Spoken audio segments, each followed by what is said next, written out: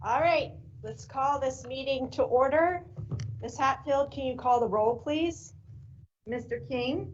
Here. Mrs. Patrick? Here. Mr. O'Brien is absent. Mrs. Wagner-Fiesel?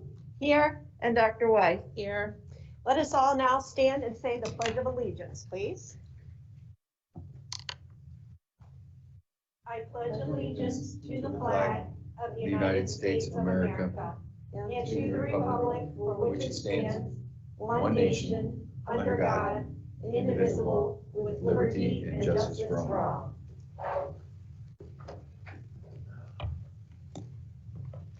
I apologize, I don't have my Olentangy mask. My husband has taken them all. He is in charge of his own laundry and does not do his masks a lot, so he takes my clean ones. So I have to go with this mask tonight. You need to put a flower on it. I do. Yeah. Or lipstick. Yes. Okay. All right, let's approve tonight's agenda. Do I have a motion? So moved. Second. Any further discussion on the agenda? Call the roll, please. Mrs. Patrick? Yes. Dr. Weiss? Yes. Mr. King? Yes. And Mrs. Wagner-Fiesel? Yes. Thank you. And tonight it's the Krista Davis show. She has two presentations for us. And the first one is the OSBA School Board Recognition Month celebration. Krista. We are excited to honor all of you this evening and the hard work that you do. So to start, we have two performances from students and staff in our schools tonight. So we're going to watch two videos.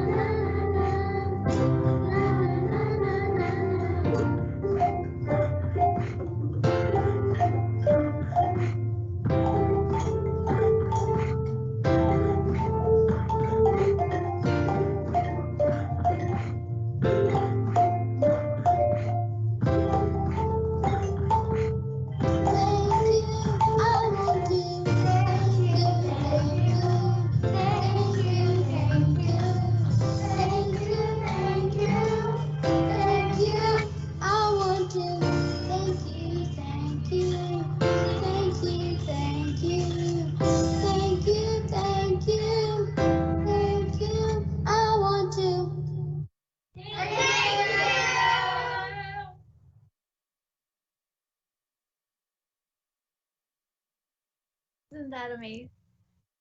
The things that I miss is having our student groups come in and do presentations for us, you know, whether it's a journalism class or a performing arts class. this was just amazing. So I really appreciate the time that those students and the staff members put into that. And I hope we can put it out on social media because that's awesome. Absolutely. They did a fantastic job given that task. And we have a second video, more appreciation for y'all from Hyatt Snow.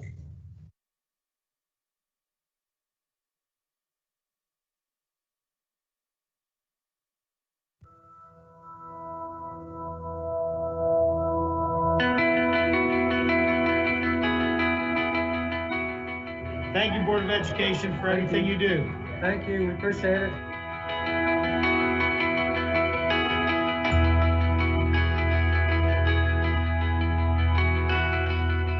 Thank you to the Olentangy Board of Education for supporting us, the staff, our students, and our community. We truly appreciate all that you do for us.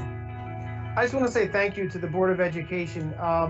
This has been a difficult year for everyone, and you guys have supported us and made sure that we were safe, gave us all the tools we needed to get our jobs done, and you had the best interests of our students at heart, and that's the most important thing. So thank you for your work. As an Olentangy teacher and an Olentangy parent, I would love to say thank you to our Board of Education for everything you've done this year for staff and students.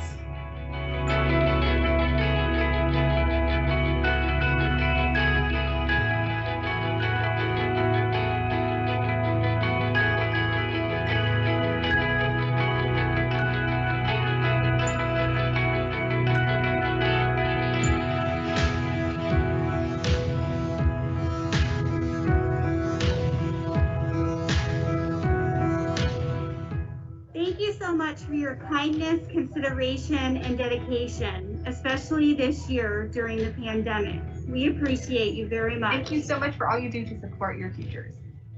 Big, huge thank you to the Board of Education, because without you guys, my education wouldn't be possible the way it is. Thank you, Board of Education, for all the time and effort you put into our district. Thank you, Board of Education, for all of the hard work that you do to make Olentangy such a great district. We appreciate everything you do. I'd like to thank the Board of Education for everything they've done. Thank you.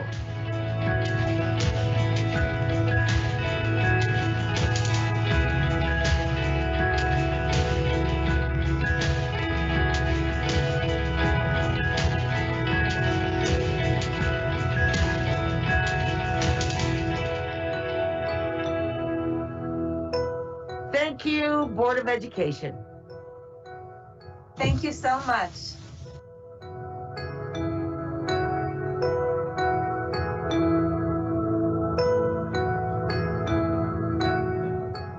Thank you for everything that you do, Board of Education. We truly appreciate it.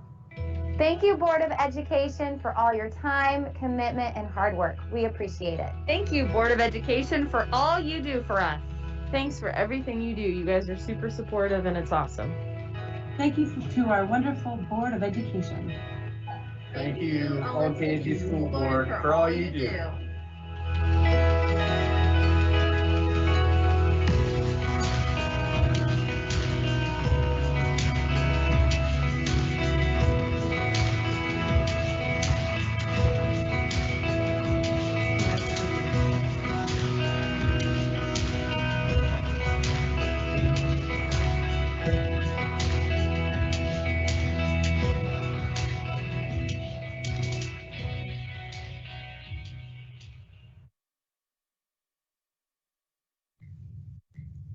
So very talented people that can put these things together for us. We truly appreciate the time and effort that went into those. And, you know, like I said before, I truly miss seeing our students in here, to be able to interact with them. You know, we can't even go visit the schools this year. And so you bringing them to us is very much appreciated. Good. I'm glad they were all thrilled to participate. And so on this slide, you just see the who participated in the two videos you saw, but also the snowflake decor around the room is made specially for you by Oasis art students. And those snowflakes that we put on the table, in the front of the table, have messages written on them. So take time to check those out. And then Many staff members and students across the district created the thank you notes and cards that you have at your places today. So it's just a small appreciation for all of the amazing and hard work that you do for our entire school district, staff, students, and community, as was said perfectly in those video messages. So thank you. Thank you. Yes. Okay, so middle school brand identities update. Yes. You're on stage again. So I'll just keep rolling here. Now we're going to do a quick update on our middle school mascots and logos. We have finished working with the middle school brand committees that were formed back at the beginning of the pandemic. So these committees worked throughout the entire time of their existence virtually, and we're creative about bringing in student feedback through that process. And we were excited that we were able to create a special identity for each school with our goal to result in increased school pride and excitement. So through this process, we've got new mascot logos refined, and then unique branding elements to that school, some signage. We also found it very important for these brand project teams. We've done the elementaries where there was nothing, and now we're at the middle school level where we kept the mascot name that was in existence, but changed the imagery, where we removed some Native American imagery, and we also focused on inclusivity in gender and race. So hopefully you see that from where we were to where we are today. Great. So the process is very similar to the elementary. A little bit bigger brand project team, which was consistent of administrators, teachers, parents, and student input. The Colt marketing team, our agency partner, worked on sketches and logos, brought those back and to the committee, and then decided with one image and a secondary image to move forward with. And then last week, as I mentioned, they were able to reveal not only their new mascot, but also each of them have a creed that was created that really highlights everything that they shared about their culture and their community and what makes them uniquely each of the school communities. So as a refresher, this is our brand example. This is the template in which we have followed for the elementaries and into the middle schools. So we have the primary color blue, the secondary color. None of the secondary colors will change for either the middle or the high schools. And then the district name on top, the school name in the middle, and then the building level name underneath. So here we go. First, we have the Berkshire Middle School Sentinels. And we will look at the very end of this presentation of what they were previously, but just a quick refresher, they used to just be a hand holding the lantern. And here is their creed. And you can see the image on the bottom right is what we call their secondary logo. So they may use that in different ways in athletics or really however they would like to use it. So again, these creeds were created through multiple conversations with the brand project teams to understand what their school culture and climate is. Okay, Hyatt's Middle School Eagles. And their creed and their marks. And we'll look at it at the end here. And Liberty Middle School Warriors. I feel like I should have music going or something for all of this.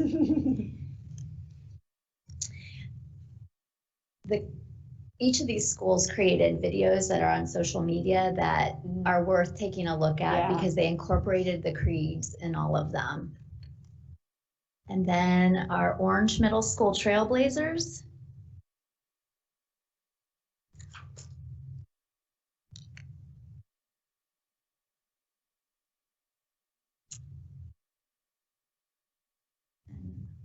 the Scouts, the Shanahan Middle School Scouts.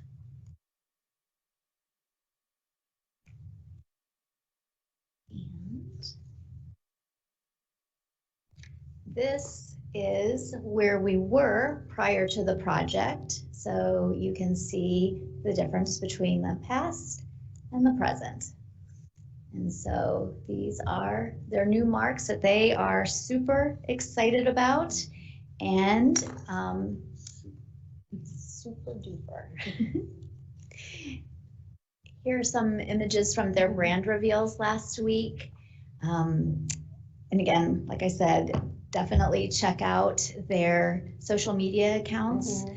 And you also have a shirt in front of you. There's 5 of you and 5 middle schools. So each of you has 1 middle school. If you feel the need to trade with each other, that is totally fine. Little warrior. Yep. So I know some of you have affiliations with different middle schools, so feel free to duke it out. But anyway, lots of t-shirts, tech tattoos, signage around the building, and then we are working currently to replace the signage just like we did at the elementary, and create one sign piece. So that is our reveal for all of you. Hopefully, like I said, you got to see it last week, but if not, take time this week to check it out on social media.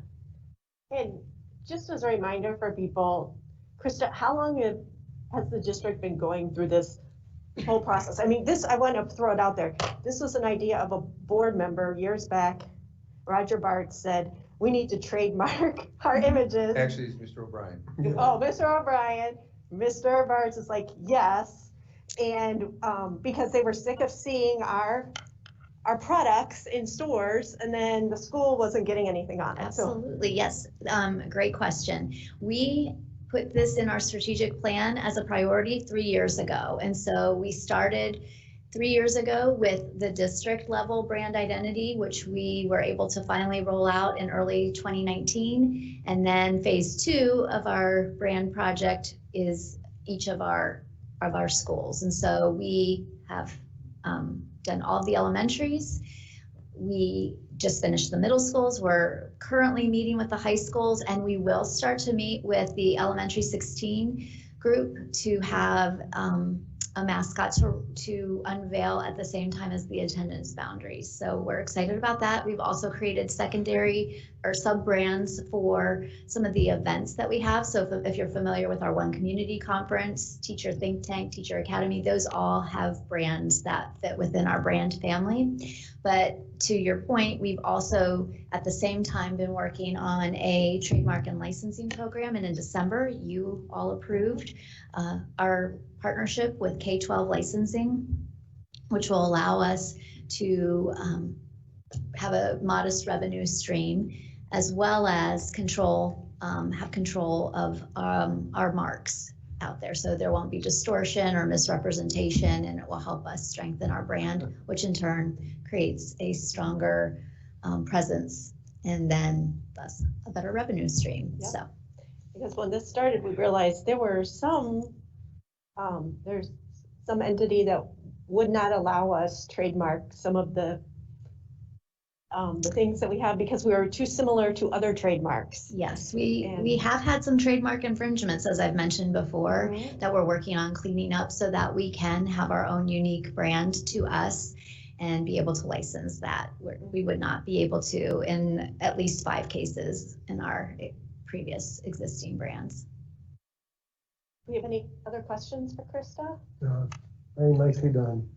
Yeah, I watched the Shanahan Scout rollout and was smiling the whole time. It was they incorporate current students and former students and parents, and that was very nice.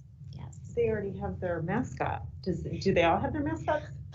No, they chose Shanahan. So I asked them, the brand project teams, once we finalized the imagery, to roll out their mascot how they want to do it. And so Shanahan chose to their PTO purchased the mascot costume because they thought That would be a fun part of the reveal. So I don't know if you saw the end of the videos who let the dogs out and they have the dog dancing.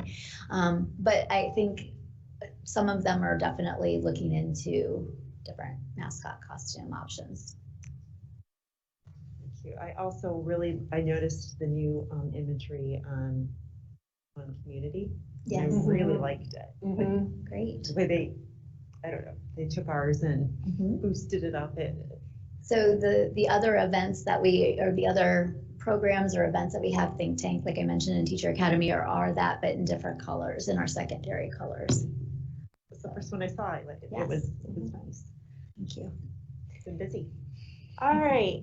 Thank you very much, Krista. I think we'll see you in a little bit. I'll see you too. shortly. Yeah. And I think, Okay, on to my board president's report. I'm going to talk about the state budget. We all need to go back and watch Schoolhouse Rock, the I'm Just a Bill. That's the refresher on how a bill is passed. Now that takes place at the federal level, but the same can be adapted for the state level. So the state budget is always important to our school district, every public school district in the state, because inside the 2-year budget is education funding. And so we base our 5-year forecast on the numbers that will come out of the state budget. So what is the process? I'm going to go over it. By rule, by law, by February 1st, the governor must present his budget.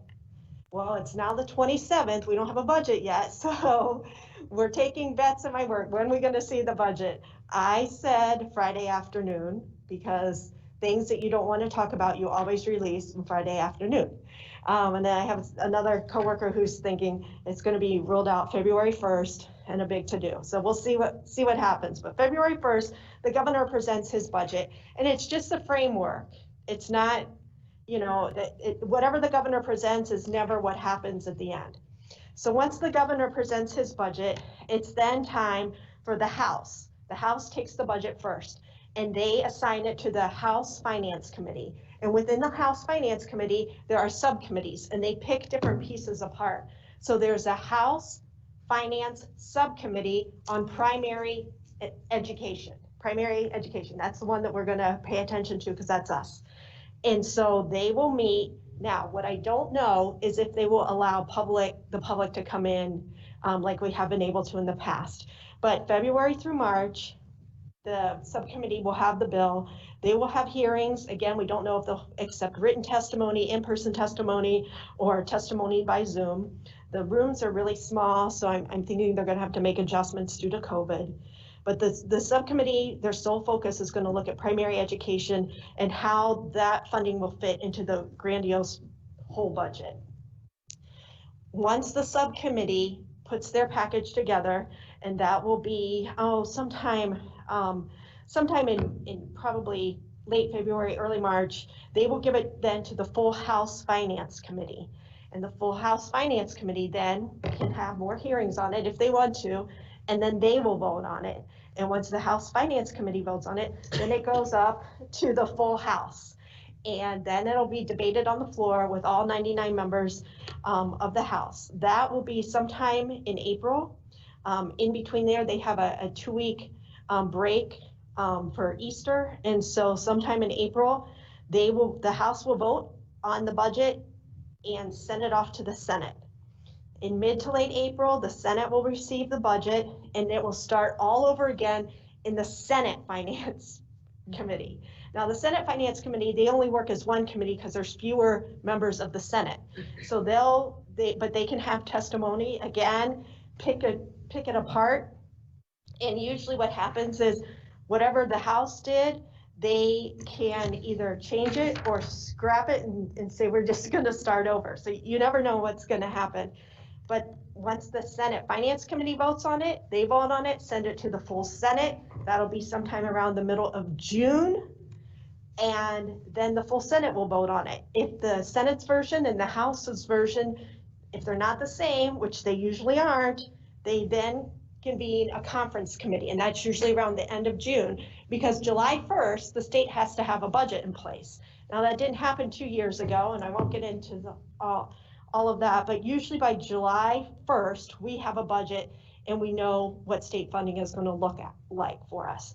Now, at every step of the way, the public can provide input. And so you might be getting an email from Krista that says, contact your legislator and tell them this. And we need you to contact them, because for too long we have been fighting this battle. And people continually ask me, well, why don't you tell them to give us more money? Well, there are 99 members in the House, 33 members in the Senate, and we only represent a little piece of that pie. So everybody else in the state is also saying, every other school district is also saying, well, we need this money, and we need this money, and we need this money. And they look at us, and I'm telling you, I've heard them say this. They look at us and they say, why should we give Olentangy more money? They can afford to spend more. And that is the truth. And so we have to convince them that in the whole realm of fairness, that we are only asking for what is fair. We have no idea what the budget is going to look like due to COVID. We got some money back. We'll be getting some money back this week due to an executive order, but we don't know what is going to happen. So I implore you to stick with us. When you get an email that says contact your member of the House or a member of the Senate, please do so, because they need to hear from you. We don't know who the chair of the House Finance Committee is yet. We don't know who the members are. They're meeting today in an undisclosed location, and they're supposed to be doing committee assignments. We do know in the Senate, Senator Matt Dolan, who's from the Cleveland area and has several school districts like Olentangy, he's the chair of the Senate Finance Committee.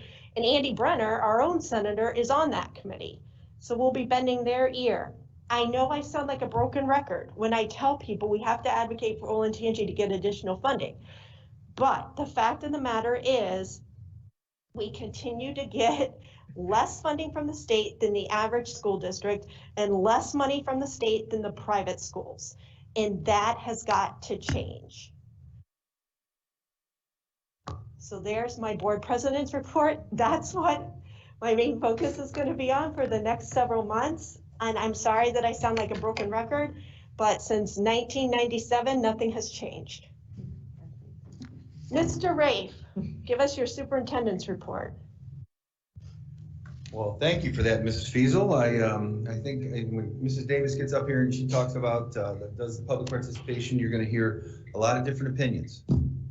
What you just reported on with regards to state funding is one thing that all of the parents of our 22,000 plus students and all of the people who no longer have children in the district, like you and I and Mr. King, who still live here and pay the property taxes, can agree on, because every dollar of state funding that we get is one less dollar we will have to ask for in the future.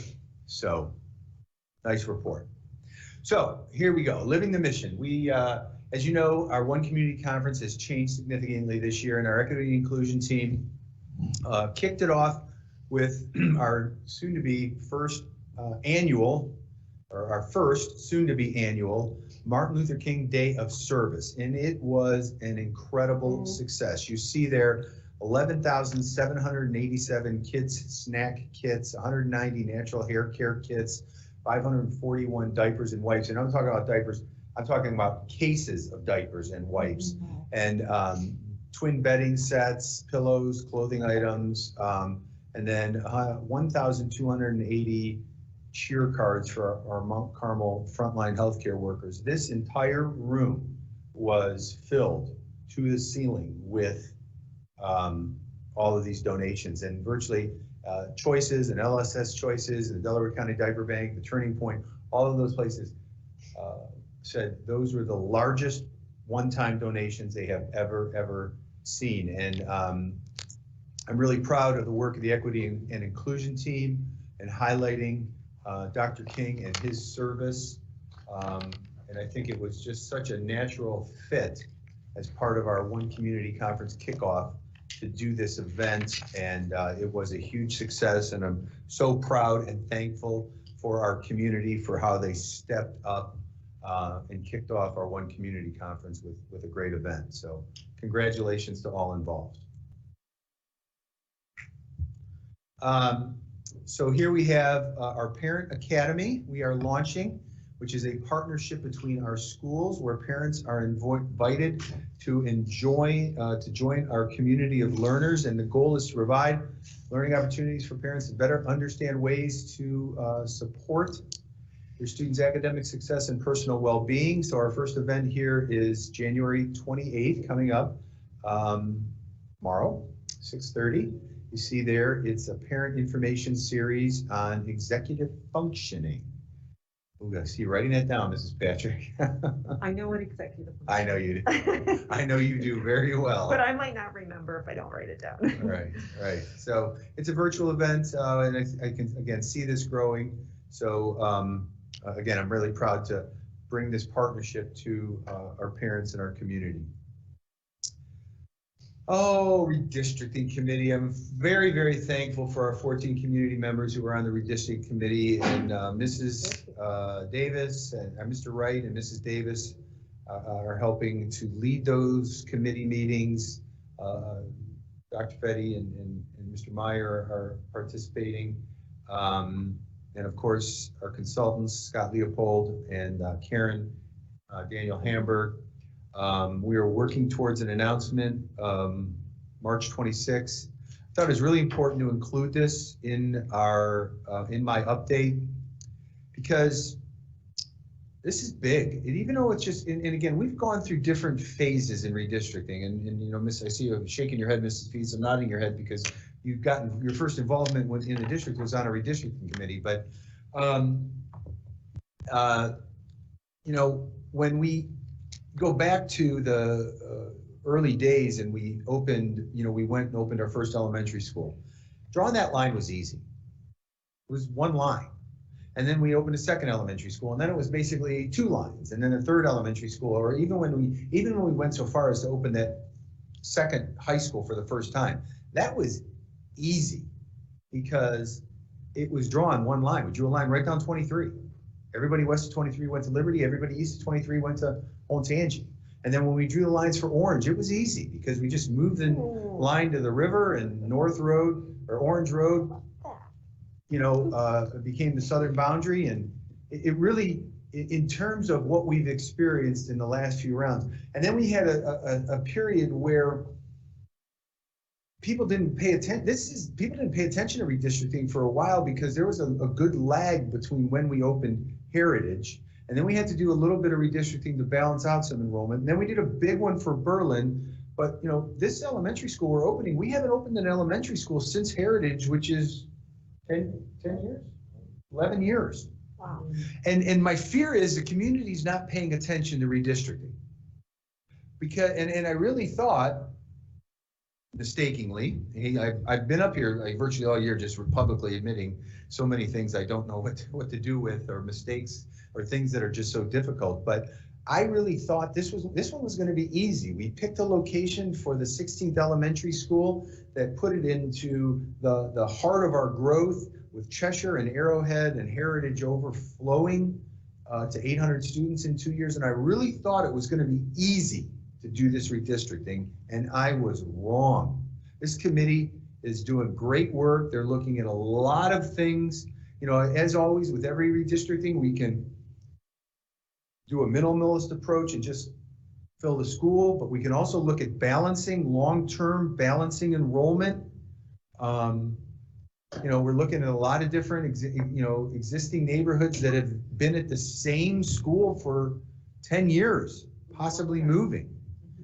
So there is a community forum coming up in February, and we really need to get the community to pay attention to this, because we're going to need a lot of feedback prior to our announcement on March 26th with new attendance boundaries. Now, again, the difficulty in this one is that there's a couple different approaches to take, because there's a minimalist approach that just moves kids into elementary 16, knowing that we're going to do this again next year because we got to redistrict from middle school 6 to open in 23. So there's just a lot of a lot of moving parts. And as with everything in Olentangy, nothing is easy. And the more schools you get, the more complicated it gets. Did I paint an accurate picture, Mrs. Davis? Mr. Wright, if you were down here? Yes. He's upstairs doing COVID reporting listings, so I'm sure I'll have a text from him that I said, but this committee's doing, we've got 14 community members who are doing great work, and I really appreciate all that they're doing. So with that, one action item I want to highlight, we are approving with Fanning and Howie, our architect, the architectural design and engineering services for the playground modifications for all of our 15 elementary schools. And obviously the elementary 16 will have that as part of its design package, but all of the elementary schools will have handicapped accessible equipment and soft surfacing, which was a major component of our bond issue. So I'm really proud to be bringing that forward. So a couple of important dates there. Our next meeting is February 11th. And as I announced at our last meeting, that's where I will give an update on our attendance models and the vaccine and all those things. So I have no new information to report on that. Can you repeat that? Because I think there was misinformation put out today on social media that there was going to be an announcement. But can you remind everybody what you said at the January 14th meeting? Yes, I said the next update will be February 11th. As we said at that meeting, we were going from basically a 9-week period to a 6-week period to a 4-week period of giving updates, which again is how we're trying to move this, because there's still a lot of moving parts. The availability of the vaccine, I do think, and the governor stands at his press conference and says, I want everybody back in school on March 1st. That doesn't apply to us because we're in school. We have in-person learning going on here in Olentangy. And while I know it's not ideal that we're not in school all 5 days a week, and that's what a lot of people want, and that's what we want, that March 1st deadline was for school districts that have been fully remote since March. There are school districts in the state of Ohio that have not been in school for now, will be approaching a calendar year. That doesn't apply to us because we do have in-person learning, and as has been reported, about a third of the state is in full-time, mostly smaller districts. A third of the state is in some form of hybrid, and then a third of the state is in full remote. The March 1st deadline was designated mostly for those large urban centers that are full remote. Now again, we're the 6th largest district in the state. We're the largest district in the state that has been in-person learning full-time all year. Southwest City, which is bigger than us, has been in hybrid, but they've also been remote. All the other districts bigger than us have been full remote. They haven't been in school one day. So, again, I'm not trying to say that to pat ourselves on the back or say that what we're doing is again 100% the right thing, because nobody really truly knows. But the governor's March 1st deadline, and I did sign his commitment form, but that was really not necessary because we're already committed to in-person learning, as we have been and will continue to be. Again, I keep going back to the last thing we wanted was to have to backslide into remote if we lost, to illness, too many members of our staff, that they would be out ill, or too many students. So stability has been the key for us. Now, obviously, the availability of the vaccine. Initially, we were told the vaccine would be available to us on January 31st, committed to that. Then that was within a day, changed and pushed back to February 7th. We have offered to the county. We're the only county in the state that is partnering with their health district, and I'm really proud of that. Instead of setting up satellite locations all over the place, we're using Berlin High School for our vaccine clinic. We will vaccinate all of our employees who have volunteered to get vaccinated on February 7th. And then we've already set up February 6th, which is a Saturday, thinking ahead to, as people have had negative reactions to the second dose of the vaccine. March I'm sorry, March 6th. Yeah, thank you. March 6th. I keep saying them interchange, but March 6th, thank you. which is a Saturday, trying to plan ahead in case there's adverse reactions so that we don't have to have a calamity day if we have too many staff out. So, you know, again, we hope that goes well, and those are both positive indicators because if a very, very high percentage of our staff are vaccinated, our hope would be that that would lead us down the road to in-person school here, you know, in the future. So, well, again, give an update on that. A long answer to your short question of the next update is February 11th. Any other questions? Thank you. So much better after I talk to you.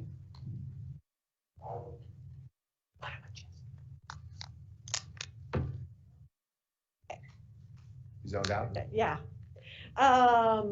Treasurer's report. Emily, what do you have for us? Good evening. A second so you can hear me a little better. So we have a couple of items that I want to go through with you and give you guys an update.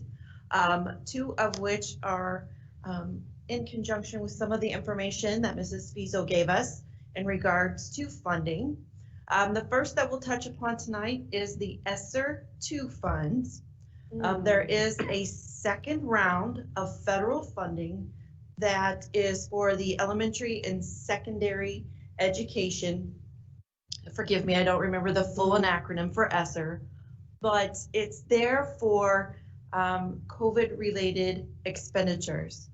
To put this into context, the first round of ESSER funds that were released by the federal or by the feds, we received about $245,000 of those funds. The ESSER 2 funds are being allocated based upon Title I funding, which we do not receive this year. So we will not get any funds in the round 2 ESSER funding. So we wanted to give an update on that. There's been a lot of press about the billions of dollars that are a part of that program.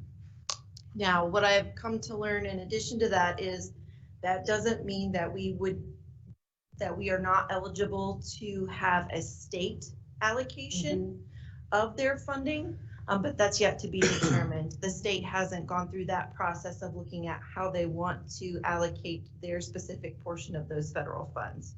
But we are not on the docket to get federal funding from that.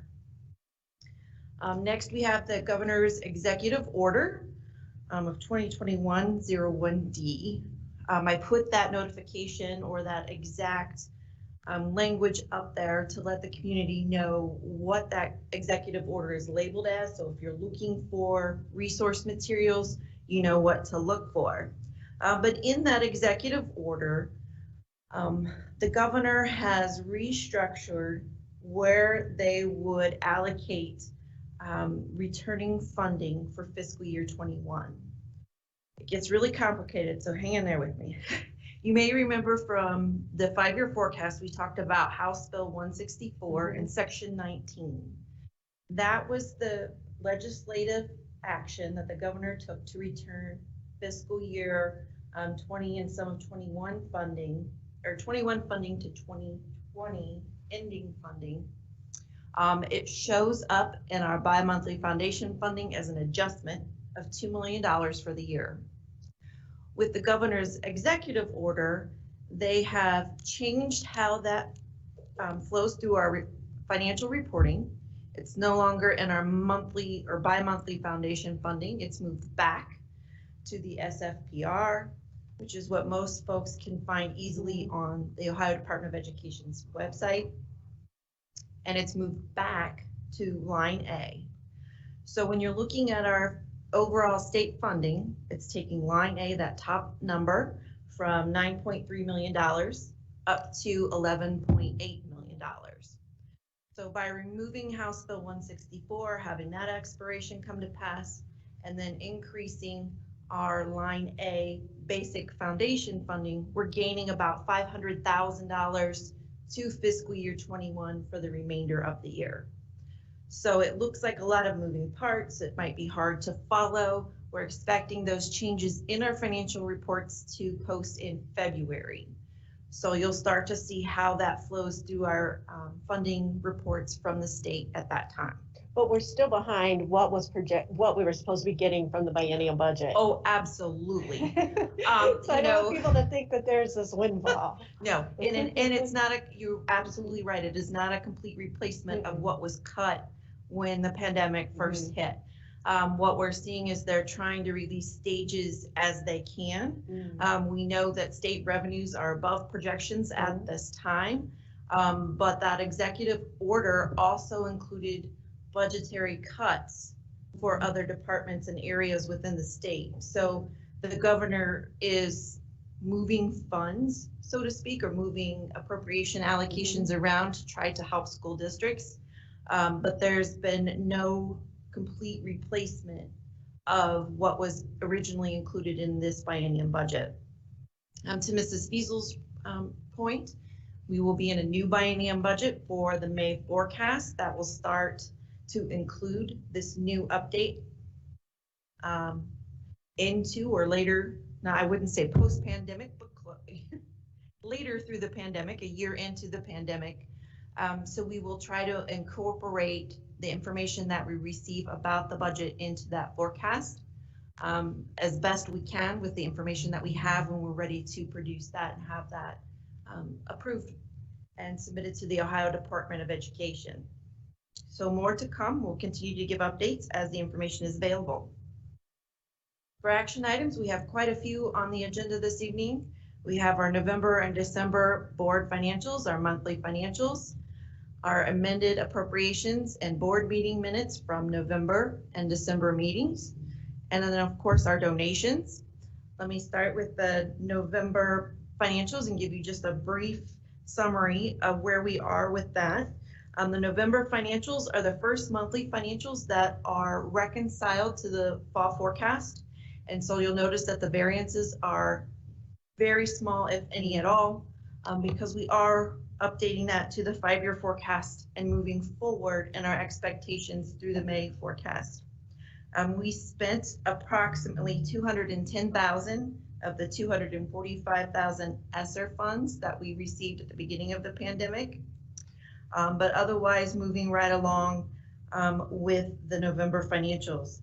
For December, the spending of the ESSER funds has increased to $231,000 of the 245 original allocation.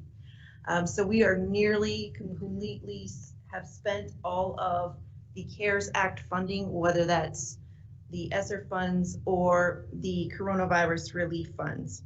We have just about $10,000 left. We know to date we have approximately $346,000 that have posted to our certified subs. And that is, for those in the audience, our certified subs are teaching subs. We are working on getting that same information for our classified subs so we can report that at our next monthly financial approval. I wanted to take a few minutes to go through some more data, including our rates and valuations. This is kind of a hot topic among our community. Of course, as you think about paying taxes and valuations and the reappraisal that just happened. So we have for approval tonight a letter from the Delaware County Auditor's Office where we are officially accepting the rates and values for Olentangy School District. And so that will help the allocation of revenue that we receive from real estate taxes. The table that you have before you is just a summary of what is in that letter. The auditor goes through and gives us our Class 1 valuation. Class 1 is residential real estate and agricultural values.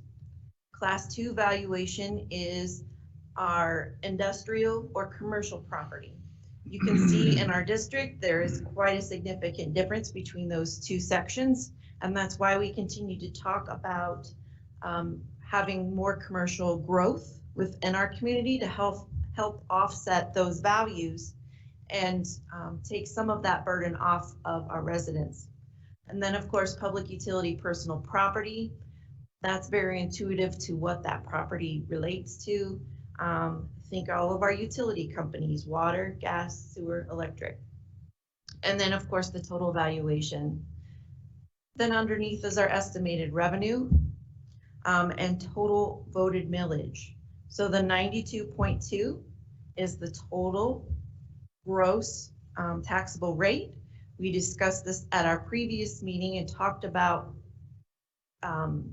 why our voters are frustrated with the process of having to come back for levies. Again, we currently have 92.2 voted mills. This includes our 5 inside mills. The good news for our taxpayers and what's important to talk about is what happens with the 92.2. We keep repeating House Bill 920, House Bill 920. And again, not to sound repetitive or as a broken record, but that leads us to what we see before us on this chart, which is, we talked about it a little bit last board meeting, but again, this is our effective rates. House Bill 920 takes our 92.2 mills and rolls it back to actually charge 56.886 to the community members and residential taxpayers. And then of course we have the 64.5 for commercial properties. So our cost per $100,000 valuation is $1,798.19, which is only about $133 increase, even though we just passed the levy this previous March. So that valuation increase takes folks' property values, it spreads it out across the district, across our entire community, and it rolls back or reduces what each individual pays per $100,000. If taxes go up, more than likely your home valuation rose. So we ask that our community kind of keep an eye on this, and that's why we want to make sure we bring it forward, because this is part of our story for when we are on our next ballot item, not if.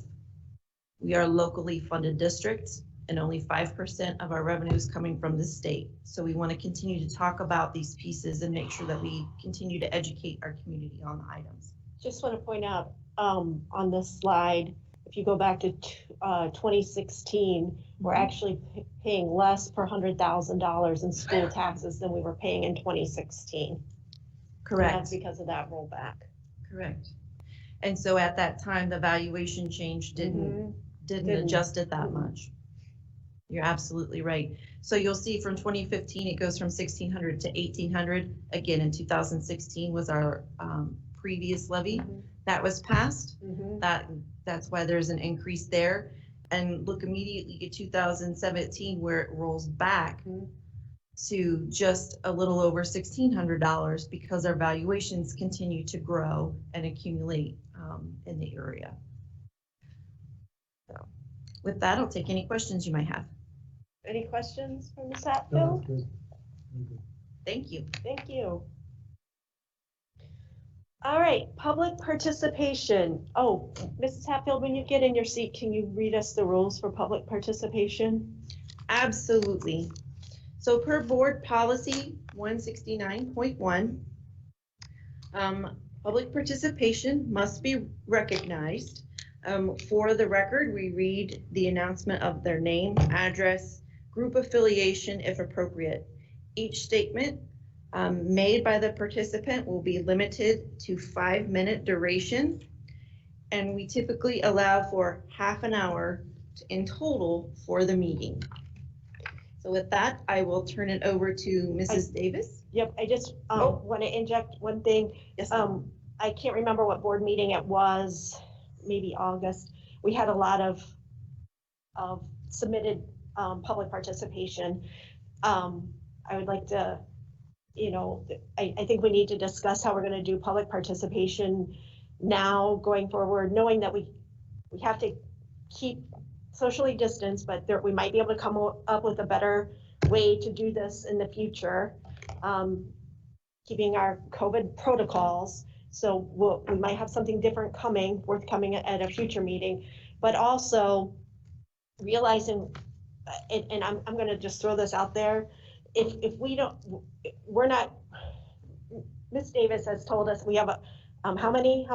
54. Okay, so 54. So we probably won't get through them all. So I'm going to ask Krista, because this is her bailiwick. The ones that we don't get read, in the past, you've provided them to us. So the school board members always got them.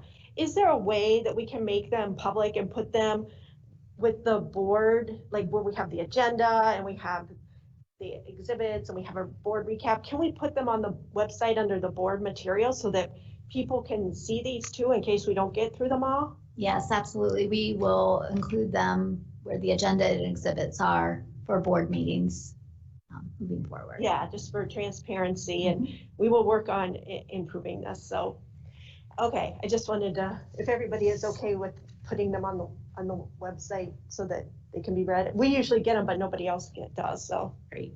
I will say that because of the way that we do our meeting minutes, while the details might not be in the minutes, the full body of each comment is kept with board record in the. But you have to request public them. in the records. With that, Mrs. Davis, please. Thank you. Mrs. Fiesel had asked prior to the meeting if we could have a summary of the topics, since we won't be able to get through all 54 comments. So we've categorized them in a couple buckets. We have 35 comments related to full-time attendance, 12 related to hybrid attendance, 1 related to return plan / mental health, 1 related to the mascot project or the brand project, 3 related to CDL attendance, 1 COVID vaccine information, and 1 was submitted with no comment. So I have them in order in which they were received.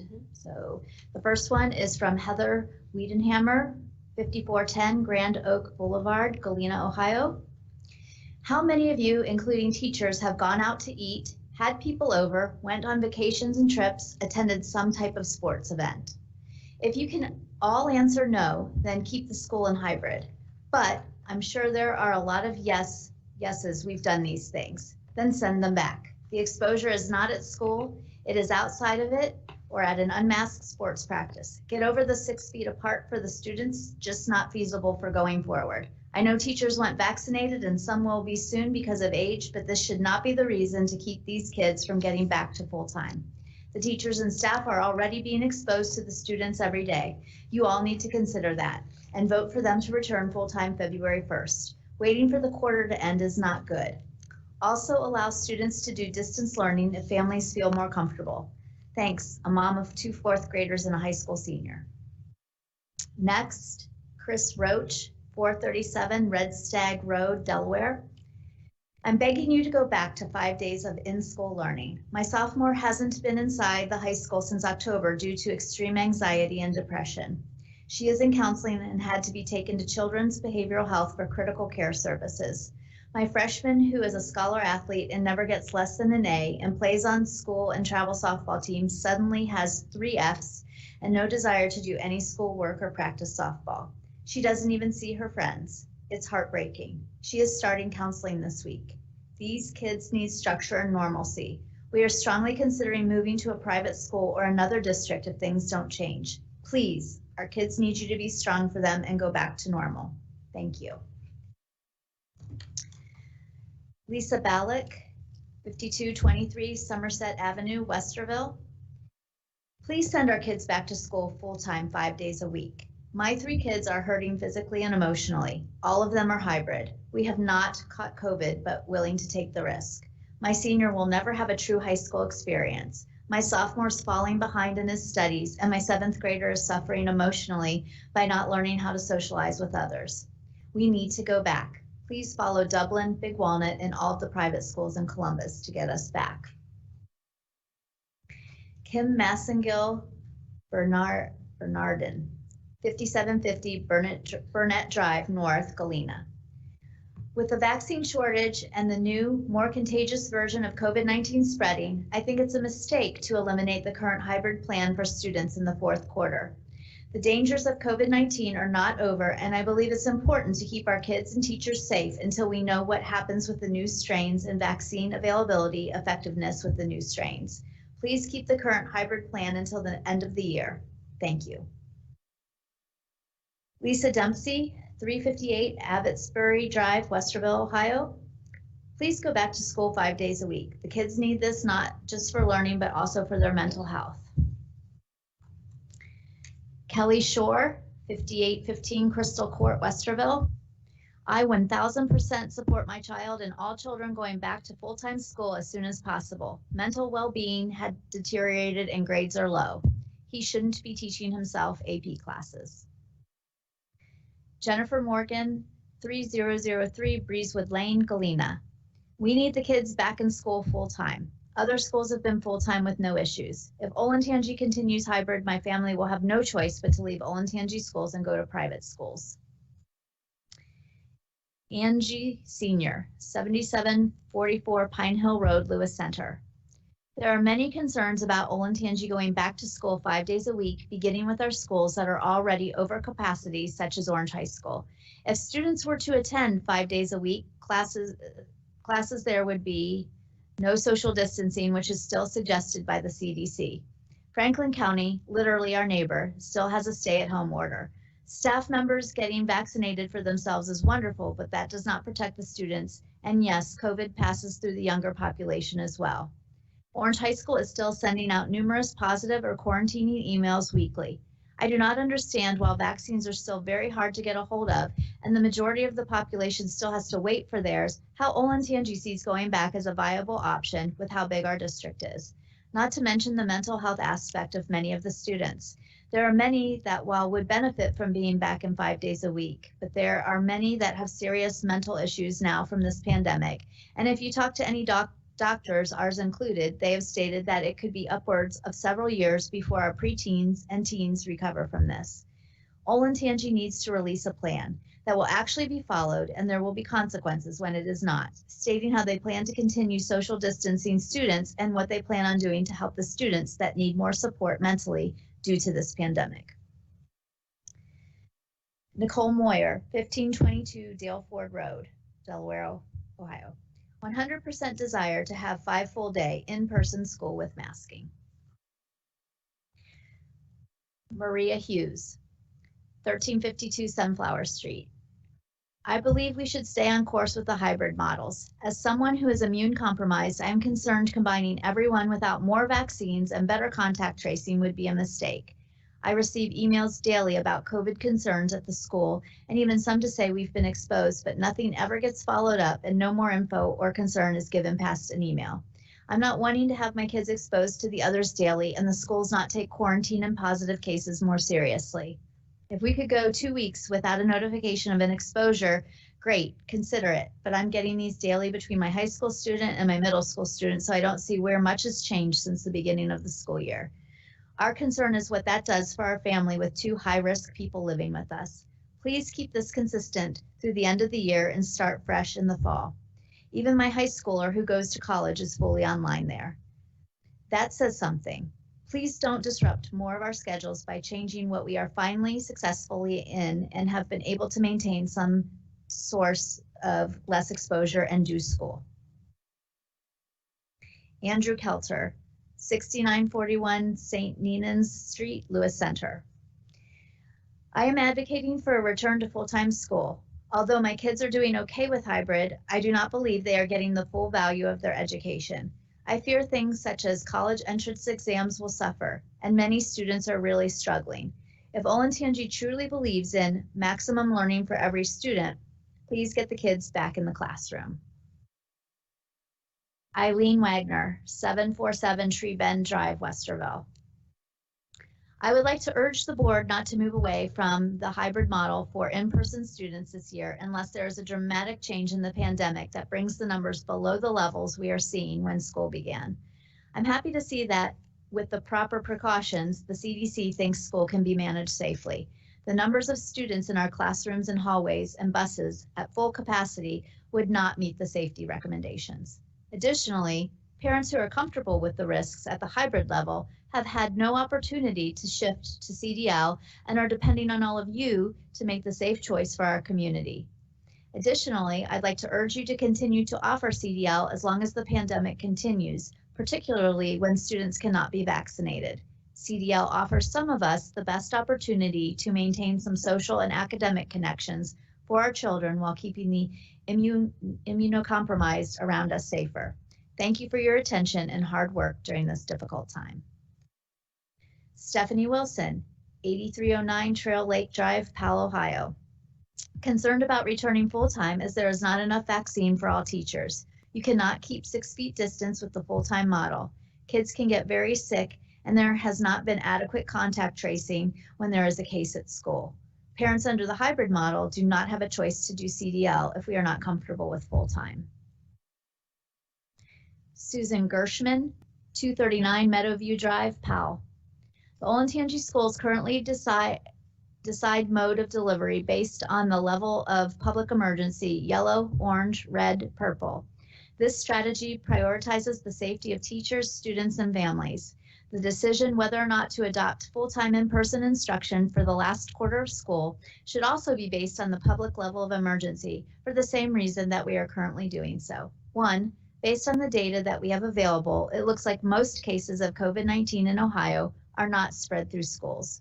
This data is based on schools operating using a hybrid model with masks and 6-foot physical distancing. If schools were to meet at full capacity, physical distancing would be impossible, and we should expect more cases to be spread in schools. Past success using the hybrid model does not mean that we should abandon the hybrid model. 2, even if K-12 teachers are able to receive vaccinations before the last school quarter, no vaccination is 100% effective. For a vaccine to fully protect individuals, a large proportion of the population must be vaccinated. Students will not be vaccinated by the last school quarter, so teachers will still be at a high risk of infection if classes meet at full capacity. Savannah Breckler, 9268 Prestwick Green, Columbus. I am in 100% support of our children going back to school full-time for the last quarter of school. Our children deserve to have as much face-to-face instruction as they can possibly get. Ashley and Salon Wise, 4842 Normandy Drive, Galena. Click the link to find our comments in Google Docs. And so this is then Google Docs. Good evening, board members. We hope this message finds you and your families well. The district rebranding effort is off to a great start. The elementary school mascot names and imagery are very well done. As you know, the middle and high school rebrand presents the district with a more pressing and exponentially more consequential decision surrounding the use of Native American names and mascots. While we applaud the effort to address these issues, in our opinion, and in the opinion of many throughout our community, maintaining the name while merely changing the imagery does not remedy the problem. While our voices as parents and community members matter, we realize what matters the most regarding this issue are the facts and the opinions of the Native American community. We realize throughout this tedious process, you have reached out to some members of the Native American community. But in the interest of doing the right thing, maximizing your time, being good stewards of the district's financial resources, and avoiding revisiting this issue again, we encourage you to consider the following statements of perhaps the most prominent and respected voices within the Native American community. Native Circle is the longest Native American education website. Here's how they explain why maintaining Braves is offensive and should never be used on their page entitled, quote, offensive words that should never be used. Brave, this is a word that has been used to refer to First Nations men. Used in thousands of books and as a name for many sports teams, people are often surprised to find that it is a derogatory term. Here's why. It plays on the noble, courageous, savage stereotype that was pinned on indigenous men long ago by early Europeans. Unfortunately, those stereotypes still exist today. It also dehumanizes and equates the Native American male to something less than a man. Comparative example, calling an African American man boy. From this we gather the name Brave or Braves is a derogatory term harkening back to a savage stereotype given to Native Americans by Europeans and is like calling an African American man a boy. The National Congress of American Indians, NCAI, is the oldest, largest, and most representative American Indian and Alaska Native organization. One of their most pressing initiatives is eliminating the use of Native American names and mascots. Here is an excerpt from this prestigious organization's 2014 resolution entitled Support for the Elimination of Race-Based Native Logos, Mascots, and Names by State Athletic Associations receiving federal funds. Whereas educational institutions and national sports franchises unfortunately continue the practice of using Native logos, mascots, and names despite great success and efforts by Native organizations, tribes, parents, and other stakeholders, and whereas there is a growing base of support calling for the elimination of Native logos, mascots, and names as evidenced by condemnation from national leaders such as President Barack Obama and numerous congressional members, professional organizations such as the American Psychological Association, educational advocacy organizations such as the National Education Association, human rights and tribal organizations like the National Association for the Advancement of Colored People and the National Congress of American Indians, and sports regulatory commissions like the National Collegiate Athletic Association.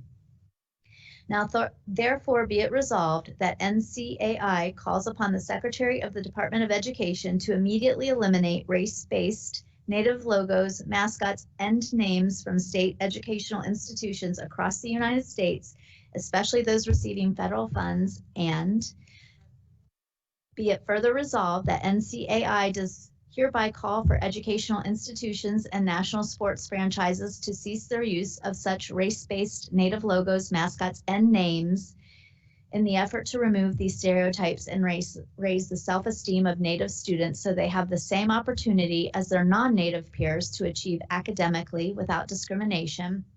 In summary, NCAI advocates for the immediate cessation of Native logos, mascots, and names. That initiative is supported by the American Psychological Association, National Education Association, NAACP, and of course by the group that actually represents the Native community, the NC. Okay. All right, Megan DeMariano, 2991 Waukegan Avenue. This is a terribly complicated situation. On one hand, I am less than impressed with the CDL model we are currently working with. I feel as though you reinvented the wheel and there are plenty of linking, teaching, learning models that could have been used. I understand there are limitations due to legal issues, budgetary constraints, teacher availability, access to devices and internet, and so on. But the way the virtual classroom has been run, quote, or in parentheses, with the expectation that kids perform the same as doing normal school, is unrealistic and inflicting unnecessary stress on both parents and kids who are in fact surviving during a global pandemic. So to say the CDL experience has been frustrating is an understatement. And while a part of me desperately wants my children back in school, I strongly believe that the district is being bullied by junk science and loud COVID conspiracy theorists in our community. I read the thoughts of the parents pushing for full opening of school, citing the little evidence we currently have suggesting spread of COVID in schools. Right now, many are not operating at full capacity, and the data we have suggests there is not significant spread in school because kids are able to socially distance, masking, and stringent cleaning protocols are in place. In a district as large as OLSD, I struggle to believe the same efforts can remain in place. I also worry about the lack of true contact tracing taking place. The very loud voices in the community that have been very anti-mask and anti-COVID from the very beginning, the lack of an effective and efficient vaccine rollout in the state of Ohio, and the fact that many people are living as if the virus doesn't exist. We do not fully know the extent to which COVID affects children long term. The virus has been with us for a year. We don't have nearly enough data to still fully understand how COVID affects us long term. A recent study from Ohio State found evidence of ongoing cardiac damage in young adults recovering from COVID. And this is not even considering our teaching staff and simply having enough teachers for in-person learning.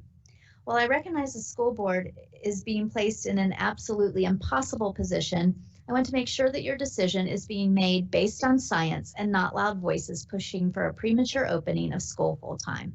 In the end, there is truly no right answer. I want my kids back in school because of their mental health. My work is suffering and the CDL model is just awful. But I also don't feel comfortable sending them back while there is another 100,000 Americans expected to die because of COVID in the coming weeks. I do not envy your position at all, but I want to have faith you will make a decision that keeps our community healthy and safe while also providing the high-quality education many of us desired to provide for our children by moving to this district. I know my answer most likely isn't helpful, but I truly feel there is no fully right answer. But as a parent in the district, I also want to ensure my frustrations regarding CDL are heard while maintaining a level of respect for the very difficult decision you must make. Thank you for taking the time to read my concerns. Scott DeMariano, 2991 Waukegan Avenue, Lewis Center. I'm opposed to returning to in-person learning unless it matches a model my family in Rochester, New York uses, where kids split time at the school to keep the numbers down. Half are 2 particular days a week, and the other half goes in 2 other days, with day 5 as a distance learning day for all. I'm just more comfortable with less students at the school at any given time so they can space out more and follow COVID protocols. Thank you. Brian Hughes, 1352 Sunflower Street, Lewis Center. Given the fact that every day I receive emails from both the middle and high schools that my children attend that there are new cases of COVID-19, as well as no way our students nor staff has even had the ability to be vaccinated yet, I feel that rushing kids back to school would be a grave mistake. You are putting people's lives at risk. Finish the year, finish what you have started. Why risk bringing everything back only to watch the numbers explode again and you are back at home? That back and forth will only affect the kids in a negative manner. Don't cave to pressure. Do what is right for our kids in our district. Brandy Spittler, 154 Charterhouse Court. Hello, and thank you for your time. I am a community pediatrician and 100% advocate children going back to school full time. As posted today, researchers from the CDC concluded that schools, quote, schools operating in person have seen scant transmission of coronavirus, particularly when masks are used and distancing are employed, end quote. Let the children go back full time and wear their masks. Those teachers that want to stay home should continue remote learning. We are sitting upon almost a year of hybrid learning and children and their families are still struggling. I am an essential worker and so are teachers. We need to be there every day to promote the health and education of our students. We are very grateful for our Olentangy school staff and teachers. Maureen Botis, 4737 Seibel Court, Powell. Dear board members and Superintendent Rafe, I'm writing you in support of sending my 3 children 5 full days. While my 5th and 7th grader can handle the work at home, my 1st grader falls apart during her at-home work days. Although I know that their curriculum would be adjusted to account for their lack of in-classroom instruction, my children feel they are just doing busy work. They love school and they love their teachers. When people pose the question, don't you care about the teachers and staff? My answer has remained the same. The teachers are getting the short end of the stick here. They are teaching the same curriculum twice while still addressing the needs of students and parents at home. They are being exposed to children that may have been at multiple different daycares or homes because they weren't able to be in school. I love teachers. I actually have a couple in our family, so I know that they are very hard workers and they have rock solid immune systems. They've been coughed on, puked on, and multiple other disgusting things that come from our children. And I know with the amount of sanitation our schools are providing, they will be safe. Please know that you have an army of parents that support you in opening our schools full time and an even bigger army of students that are ready to learn. Thanks for your time. Heather Hunter, 1443 Anico Avenue, Lewis Center. Please keep the district on hybrid learning through the end of the school year. The majority of people at each school are less than 16 years old and do not qualify for the vaccine. The CDC guidelines continue to state social distancing and mask wearing need to be in place. How does the school district plan to accommodate social distancing in already overcrowded buildings if at full capacity? Sanju Thaplu. I'm sorry if I butchered that. 4727 Lakes Place, Powell. I am not comfortable yet to send my child to school yet. It is another month and a half for the school year. It will be difficult for the CDL kids to join the school in the mid-year, adjusting to another set of teachers. I think we should continue this school year as it is and change to full-time next school year. Thank you. Stephanie Fichtelman, 518 Crickstone Drive, Delaware. My kids are struggling. One is failing. 3 to 5 hours of homework takes until 10 p.m. some nights because of the battle to get it done. The only thing standing in the way of full-time school is this board, not the state, not the health department, not even the teachers. Going back full-time now gives the chance to work out any and all kinks, so there will be no excuses to pull this less than half-time school into the fall. Marion Ruffner, 1184 North 3Bs and a K Road. My kids are really struggling with the hybrid way of learning, especially my high school freshmen. My middle schooler is struggling because of the schedule, or should I say lack thereof. When agreeing to hybrid, I suppose I was under the impression that, on their days off, there would be more of a structured schedule to follow, and boy was I wrong. Perhaps you could blame me for not implementing a schedule at home. However, when the work that they have is minimal, I don't see the point of waking them up at the crack of dawn to finish work, then have the rest of the day to do absolutely nothing. I'm all for going back 5 days per week, if it is safe to do so. From what I am hearing from my kids, the mask wearing isn't enforced. There are masks off, hanging under the nose, etc. And according to them, this isn't only the students miswearing the masks. Faculty has as well. So if protocols are in place, I'm for back to school full-time for my kids' mental health, most importantly. Lori Lee, 2482 Bryn Mawr Drive, Lewis Center. I am in support of the schools going back to full-time in-person learning as soon as possible. My freshman son has always been an excellent student and has been actively engaged in learning up until the spring. He has lost the motivation to care about his studies and struggles to complete assignments on time. Both of my high schoolers have missed assignments on at-home days, resulting in zeros. My senior has missed out on enough. It's time to get these kids back on track. Danielle Pasantes, 85 Winding Valley Drive. As the numbers in Delaware keep going down, vaccinations keep going up, and the education gap for so many of our Olentangy students keeps widening. Please allow our students to go back full-time. The virus is still here, but we know how to stay safe, and we also know that numbers are consistently decreasing. Our students need their teachers and school staff. Jennifer Cantrell, 1276 Ristler Lane. My daughter is in 6th grade at Liberty Middle. The hybrid model has been amazing and has accomplished several things for her emotional and social well-being, as well as her academics. While I would love to see them in school 5 full days, I, along with many other parents, are uncomfortable with moving to the full 5-day model because the social distancing piece would be impossible to implement. The CDC recently changed their guidelines and stated that school has shown to be a safe environment for kids. They changed this based off a study in Wisconsin, but the caveat to the study is that social distancing was put into play, plus masks. The study was based off a classroom size of 12 or less kids in a class.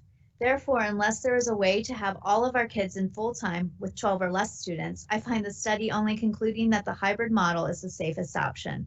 I am also concerned with the other COVID-19 variants that are now showing to not only be more contagious, but more lethal. Please, there are a lot of us parents who are only comfortable sending our kids into the building on the hybrid model. The model has been working well, and fear a 5-day return will be a logistical nightmare as well as an irresponsible decision. Chad Sutley, 7626 Pleasant Colony Court, Lewis Center. I support the return to full-time in school classes. First reason is the impact I have seen on my children as it relates to their social and psychological well-being. The isolation has taken a toll and they themselves express it openly. Secondly, the online model has been ineffective for my children. Essentially, days out of school have been completely lost learning opportunities with nothing to do. They are bored and not challenged academically. It has become part-time schooling. As time has passed, I have become less concerned with exposure to the virus through school attendance. With the number of cases in the area, it is a good bet that most have either had the virus outright, but certainly at least been exposed. Perhaps even having had it and not even known due to being asymptomatic. Add in the now available vaccine and the risk continues to diminish. It is also universally accepted that children having contracted the virus fare well in treatment and recovery. Again, the risks are low and manageable. It's been a long, tough year for our children. The sooner we can restore their education, social and psychological well-being, the better. They want to be back. Just ask them. Brooke Rigdon, 252 Hideaway Court. Thank you for taking the time and reflecting on my comment as well as many others. It's time that Olentangy gets back to 5 days a week of school. The mental health took that this shutdown and hybrid schedule is taking on my child and many others is doing more harm than the virus itself. For the first time ever, my child is receiving mental health services because of the stress and anxiety of struggling in school and lack of consistent schedules. My normally well-adjusted child is suffering from a lack of regular social interaction, failing test scores, and anxiety from being taught at home half the week. My child is not the only one. Other families are suffering in the way my own family is. It's time to rip the Band-Aid, look at the data from virus spread in schools, and get these kids back to school full time. Nathaniel Lee, 2482. Okay. In the past, Krista has provided all of the comments to the board members, but we're going to work on posting the comments online so that we're transparent in what we receive. Again, these could have been, you can always request them by a public records request, but this way we'll just put them all out there on the website so that we can read them, you can read them, and we'll look into doing public participation better.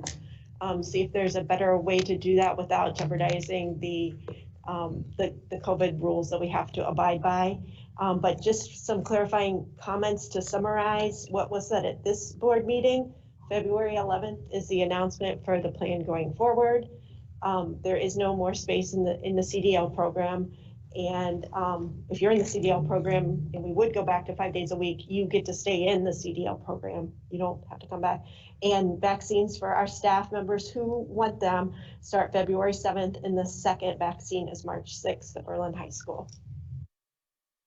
She got through 30 of the 32 of 54. I mean, you can decide to extend your public participation session if you choose, but I think we get the gist of the tone of the emails. So I think it's important to listen and to choice. read them all, and I would like to read them and have other people read them as well. As you can see that there are varying ideas of how the district should go forward. And Mr. Rafe will address those at the February 11th board meeting. Okay, thank you, Ms. Davis. Thank you. That public participation is a microcosm of the debate I have in my head every single day. I've said this publicly before, and I realize I'm just arguing with someone who doesn't know what to do. It's a lot of feedback I get, but the same, and we can find data to support the position we want to take, or to not support the position we want to take. We're all searching for that crystal ball. And Mrs. Fiesel, if I could comment, the gratitude of our school community is very different than what we, division in the community. I think what those kids did for us, I'm impressed that our kids even know what the Board of Education is. I didn't know when I was their age, and all the effort that they went to, I appreciated it, and just wanted to comment on that before we conclude tonight. Yep. So noted. Okay, treasure action items. Mrs. Hatfield, what do you have to present to us tonight? Yes, please. I would like to present treasurer action items A through E for approval, please. So moved. Second.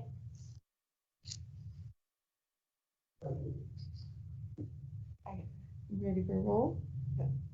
Oh, call the roll, please. Dr. Weiss? Yes. Mrs. Fiesel? Yes. Mr. King? Yes. And Mrs. Patrick? Yes. Thank you. Okay, superintendent superintendent action items. Mr. Rafe, what are you presenting tonight? Yes, ma'am. I'd like to present superintendent action items A through E for approval. Do I have a second? Second. Any further discussion on these? Call the roll, please. Mr. King, Yes. Dr. White, Yes. Mrs. Patrick, Yes. and Mrs. Wagner-Fiesel. Yes. Thank you. And now I'll take a motion to adjourn this meeting, and the next meeting will be February the 11th. So moved. Second. Just a reminder, this Saturday is our One Olentangy virtual event. One Olentangy community virtual event. It's Saturday morning. And the information is right on the website. As soon as you go to the website, it pops up in a box and you can get more information there and register. Call the roll to adjourn, please. Mrs. Patrick, Yes. Dr. White, Yes. Mr. King, Yes. and Mrs. Wagner-Fiesel. Yes. Thank you. Thank you very much.